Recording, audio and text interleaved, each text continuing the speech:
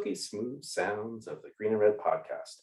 I'm your co-host, Scott Parkin in Berkeley.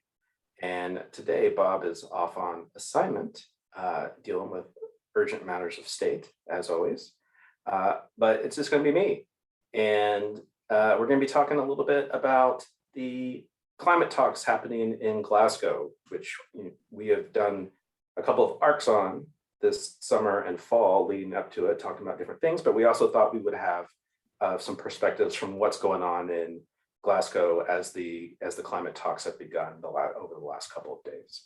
But before I kind of delve into the episode and introduce our guest, I just want to say thank you to everyone who listens to the Green and Red podcast. We appreciate how much you share and how much you comment and you give us reviews and things like that. But just want to encourage people to follow us on Facebook, Twitter, and Instagram. If you're watching this on YouTube, definitely hit that subscribe button. That's how we're growing. That's how we're having more influence. And then also, if you really like us, I want to encourage you to become a donor to the Green and Red podcast. And you can do that two ways. You can be a one-time donor and go to greenandredpodcast.org and hit the support button, or you can go to Patreon, our Patreon page, patreon.com/greenredpodcast, and become a patron. And you can become a comrade for just $3 a month, which is pretty much the cost of a beer unless you live in New York or the Bay Area. And then our podcast is fueled by your donations. And so want to really just ask everyone to support the Green Red podcast as much as you can, and appreciate all the new patrons that we've had in the last month, which has been more than a few. Moving into the episode, we're going to be talking with Matt Leonard with the Oil and Gas Action Network, who is in Glasgow working with the Glasgow Actions team. And before I do an even more proper introduction of Matt, I just want to say, the Glasgow Climate Summit started on Monday. There have been lots of new pledges coming from the global north and countries in the global south. India has vowed to reduce its carbon emissions to net zero by 2070. Over 100 world leaders have agreed to end deforestation by 2030.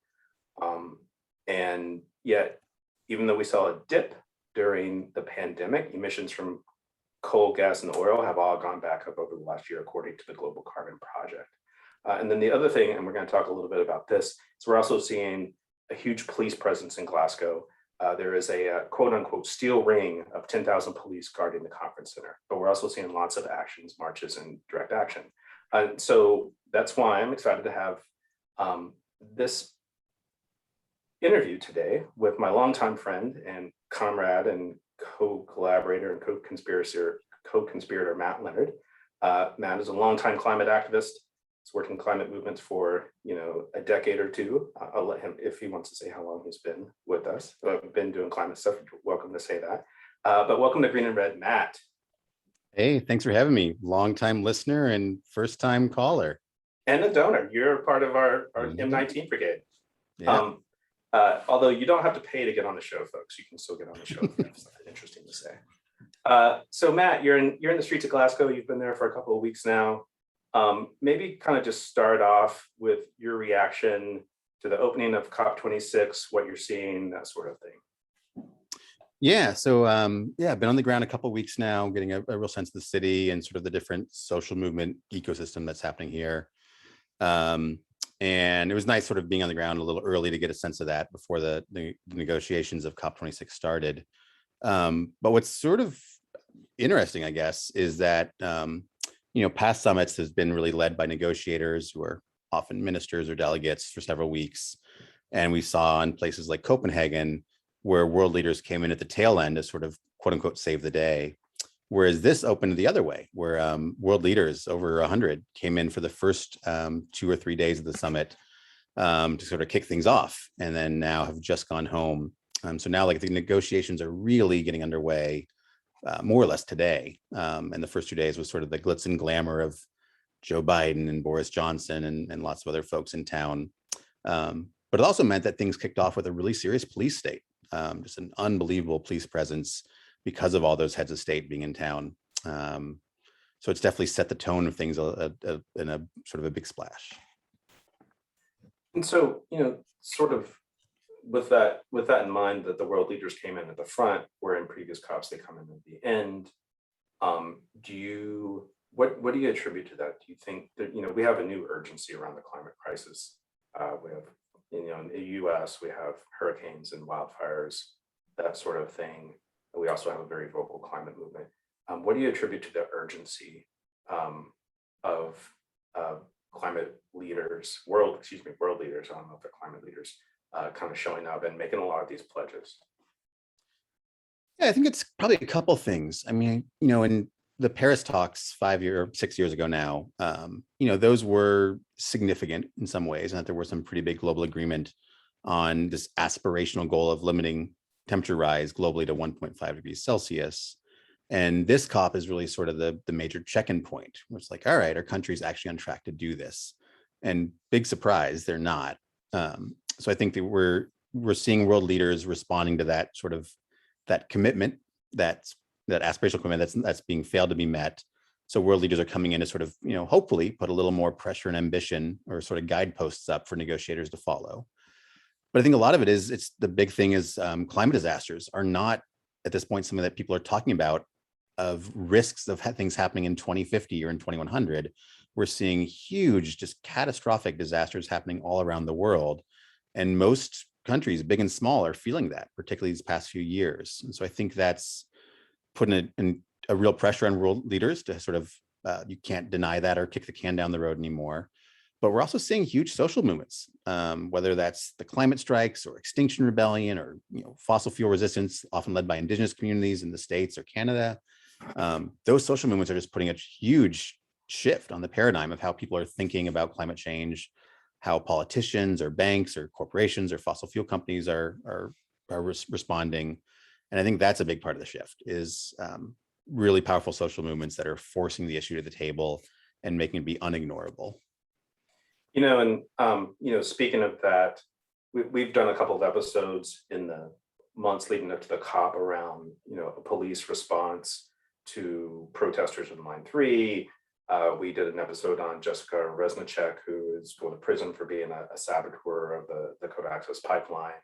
And then we did an episode with Jackie Fielder talking about Stop the Money Pipeline and campaign finance campaigns. And so, how is, and so in many ways, it feels like, there's this vibrant climate movement happening. And it seems like that has been brought to Glasgow. And so how would you say that the state and ruling class are responding to the movement coming to Glasgow to challenge the world leaders, challenge negotiations, et cetera? Yeah, well, it's interesting. Like, all those movements you mentioned are in one way or another present here, whether it's a few representatives or those issues being amplified by allies in solidarity, and all those issues and so much more. I mean, small communities from Micronesia or East Timor have their voices here, along with folks from Africa and everywhere else. And I think this is an opportunity where movements are seeing that connectivity, that many of the same struggles they're fighting, that, let's say Line 3 in the States, are really connected to the folks who are fighting expanded or proposed expansions of offshore drilling in Scotland or in Africa or South America. So there's a really amazing movement connectivity there, seeing that it's the same systems, it's often the same politicians, it's definitely the same corporations, that we're often fighting, those same battles in different parts of the world. But I think, again, all those places are just bringing increased heat, where there's a much more unified call that systems are really the problem. These big institutions are the problem. And I think, I haven't been to a COP in over 10 years, but 10 years ago, there was still a lot of discourse around individual behavior change as the solution, and your carbon footprint, and getting rid of plastic straws and recycling more. And I'm seeing a lot less of that discourse here, and a lot more about, we need to massively change these systems and institutions. That personal behavior isn't enough. And I think that social movement response is that collective action is really what's needed to do it. And it's interesting that, that's coming from old time seasoned activists. It's coming from high schoolers and climate strikers who have this really sophisticated political analysis that I certainly didn't have in high school. I don't know anyone that did at that age, but that's really changed, I think, in the sort of a younger generation. And with the people in the streets and this rising people power in Glasgow in particular, as we see world leaders make these promises, the Indian it was an amazing headline actually to see in the Guardian about the Indian promised to uh, to cut, get its carbon emissions down to net zero by 2070, particularly since that's a fairly right-wing Indian government there right now. And so, how are people in the streets in Glasgow, in the movement spaces and the movement ecosystem, really responded to these promises? Do they see it as just false promises and just more of the same, just with good PR, or is there any folks who actually have any kind of hope around this? I think there is a sense of hope, but I think again that hope is much more placed in social movements than in politicians. People like Greta Thunberg have sort of characterized the blah blah blah, her sort of statement about politicians just talking and talking and talking but not taking action. But I think that sentiment feels pretty spot on. That again, if I think in years past, a lot of COPs, the aspirational goals that people were demanding were to make these commitments, whether it's to 1.5 degrees or to a certain parts per million or to something, but to make these commitments that were pretty far down the road. And I think more so now, people are really fed up and disillusioned with these promises that are decades in the future. And they're saying, what are you doing today? What are you committing to do tomorrow? And I think the calls for things like keeping fossil fuels in the ground today, stopping all new permitting, a phase out, a just transition off fossil fuels are much more prevalent. I think people are generally, holding these bigger institutions and systems accountable, but with a lot less tolerance for sort of their feel-good rhetoric or their promises that continually ring hollow time and time again. I don't want to give any of these politicians a ton of credit, but I think even some of the politicians and delegates you're seeing that sort of that frustration from them, where they're like pointing to other, each other as sort of peers as other heads of state or world leaders, saying like, we're past the time for talk, we need action. The Queen of England, was even out there saying we're past the time for talk and we need time for action. And it's like, all right, that sentiment is right. It's changing. I just hope that even those words of calling for action still can often ring hollow from heads of state. But I think, again, like the social movements are just so powerful. And that is really where people's hope lies, that we're going to build a new world in the shell of the old. And more than anything, we need sort of these old systems and these politicians that get out of the way and let bottom up people really shape that. Speaking about institutions, we know that there's a lot of corporate influence in all aspects of our life. A big theme that we have been seeing this year has been around greenwashing. I believe South Money Pipeline actually ran a series of actions on stopping greenwashing, and then I saw where the Indigenous Environmental Network and Greta Thunberg and maybe folks from Greenpeace actually did a disruption of Mark Carney, who's the a UK rep there in Glasgow. They disrupted an event with him around greenwashing, and I'm kind of curious to know, how present are the corporate lobbyists and the bankers and et cetera. I know there were protests at JP Morgan Chase in the last couple of days where 200 folks showed up at the Chase offices in Glasgow, and know that people were protesting outside of a bankers COP dinner. Just what have you seen in that regard?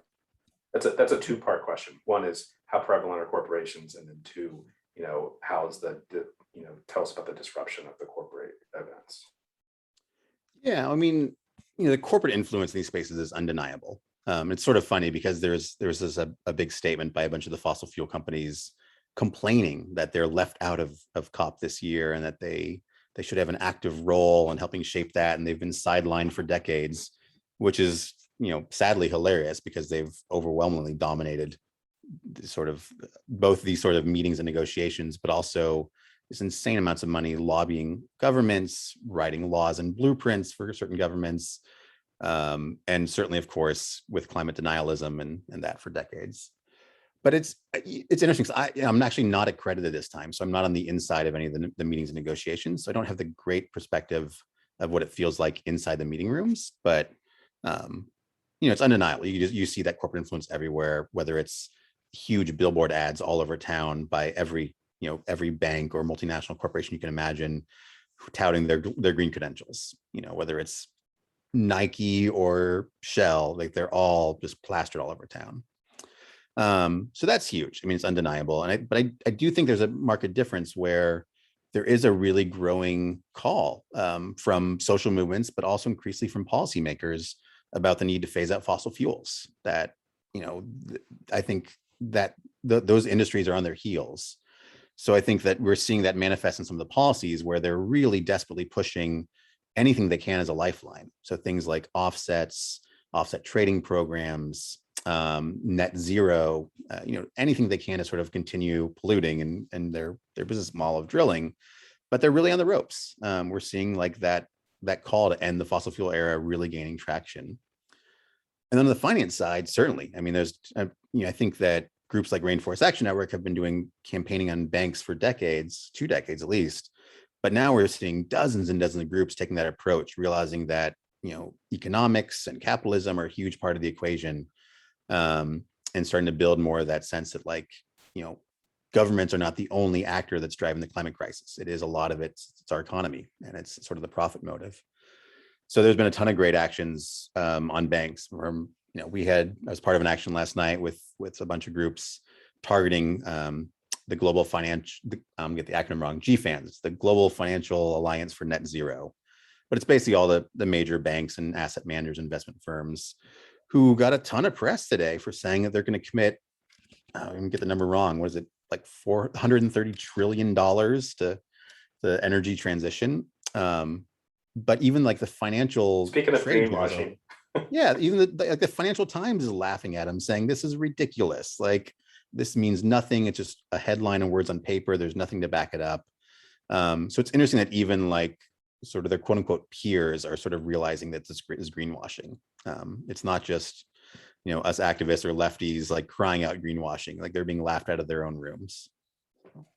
Yeah, I remember 15 years ago when we started working on climate together, that it was a pretty common thing that,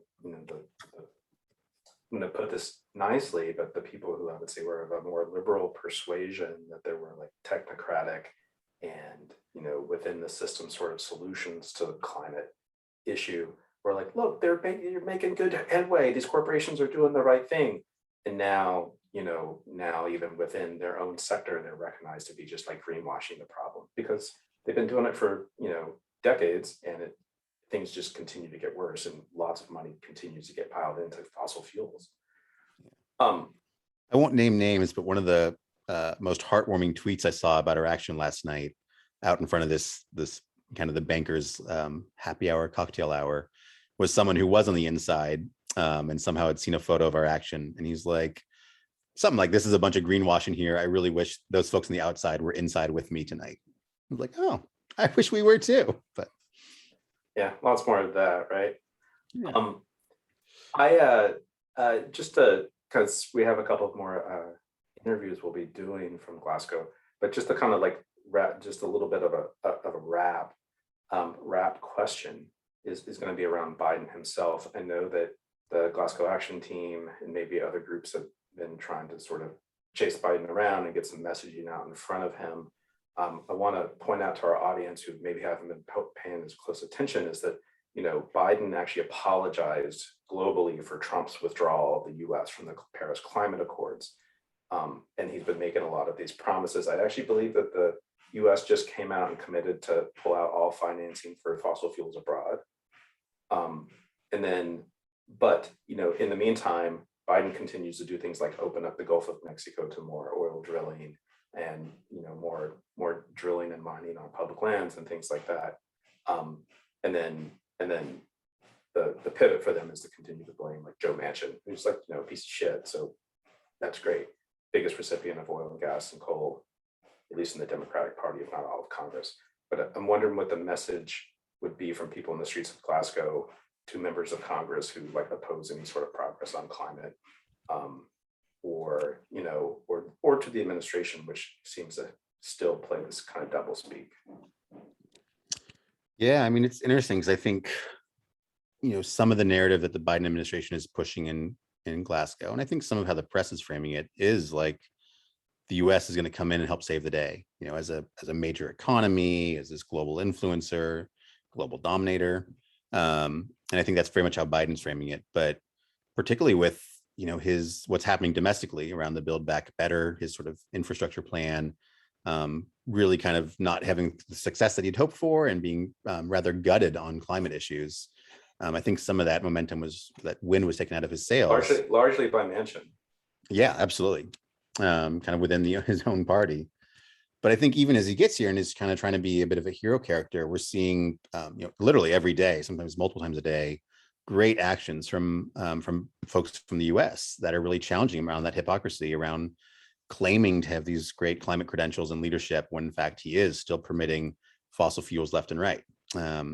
So amazing actions led by groups like Indigenous Environmental Network or Indigenous Climate Action up in Canada, folks who've been fighting the Line 3 pipeline, Line 5 pipeline, offshore drilling, really making sure that, the reality of what Biden has actually been doing on climate in the US isn't being overlooked by media. And I think they've had like pretty solid media coverage of more outlets looking more critically at Biden and not just sort of taking him for his, nice sounding speeches, but looking more critically at his actual actions and policies. Just as a final question, is there any action that's been your favorite action since you've been there so far? I mean, it's honestly, like, I don't know how many listeners have been to an event like this, but it's just massive. There's 25,000 official accredited delegates. There's side events at every neighborhood park around town, at coffee shops, at pubs, at community centers, or in parks, that are organized by every range from, scrappy grassroots activists to, big NGOs, to the Boy Scouts, to you name it. So it's really hard to keep track of everything that's happening. It's just overwhelming. And every day there's so many events. But I think in particular, Extinction Rebellion, in the UK, it's where it started. It's just a really massive force. Despite whatever sort of controversies they've developed, it's a really incredible, robust social movement that has totally changed the discourse on climate over here.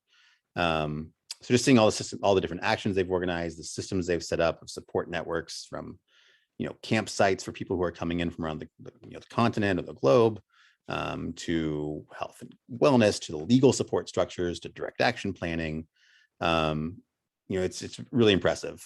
And in particular, the next couple of days are really meant to be the sort of the biggest mobilizations, where estimates of anywhere from 50 to 100,000 people are going to be mobilizing for climate strikes, for marches, for mass direct action. So I think the next couple of days will be, we'll see a lot more of that. And I think we'll see more of the story change, where it's not being driven by sort of politicians and policymakers, but much more the coverage driven by the social movements that are in the streets. Is there anywhere that listeners should be following to kind of keep up with the action on the streets in Glasgow? Well, I'll make a shameless plug. You can follow Oil and Gas Action Network on Twitter or Instagram or Facebook. A lot of that content comes from myself or Scott, but there's others out here with us. I may or may not, for full disclosure, I may or may not be a board member of the Oil and Gas Action Network and volunteer. But we're trying to share a lot of stuff that we're involved with, but also amplifying so many other groups and actions that are happening out here. But there is sort of an umbrella coalition called the COP26 coalition that's organizing a ton of events, from the marches and actions to people's assemblies. And then, as I mentioned, a lot of Extinction Rebellion groups. So XR Scotland has a really amazing set of resources on their website, as well as like just daily events calendars and report backs of all the actions that are happening. But it's so big, there really is no one place to sort of capture everything that's happening. It's massive. Folks, the hashtag COP26 is a pretty good thing to keep an eye on, for example. That's something that in the different channels I work on, we've been promoting. So Matt, it's been good talking to you. Yeah. Stay safe out there, and folks will be having a lot more from the streets of Glasgow, and we'll talk to you all soon. Thanks so much for having me on.